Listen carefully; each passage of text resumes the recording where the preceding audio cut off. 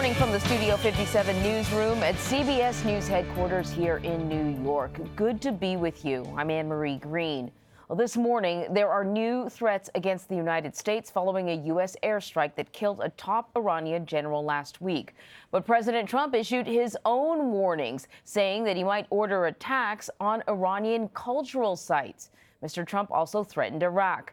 Meanwhile, hundreds of thousands of people in Iran took part in a mass funeral procession for General Qasem Soleimani. Marc Liverman is here in New York. Marc, what is Soleimani's successor vowing now against the United States? Good morning, Anne-Marie. Well, he's vowing revenge. Soleimani's daughter also directly threatened an attack on the U.S. military in the Middle East at her father's funeral. She said American soldiers' families will, quote, spend their days waiting for the death of their children.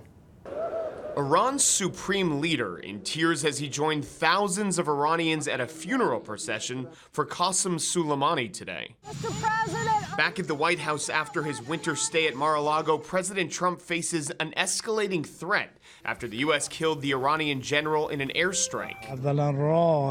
The man who replaced Soleimani is vowing revenge. We made the right decision to take out this terrorist. Secretary of State Mike Pompeo warned Iran not to retaliate. The Iranian leadership needs to understand that attacking Americans is not cost-free. On Twitter, President Trump said 52 sites could be targeted, including ones with cultural significance. We may see an increased risk of war with Iran. House Democrats will vote on a war powers resolution this week to try and limit the president's military actions. We do not need this president either bumbling or impulsively getting us into a major war.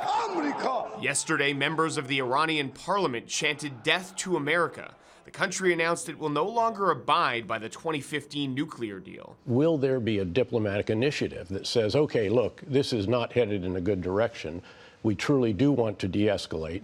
Everyone is going to lose if this continues to ratchet upward. The U.S. has more troops on the way to the Middle East, but yesterday Iraq's parliament approved a plan which would remove all American troops from its soil.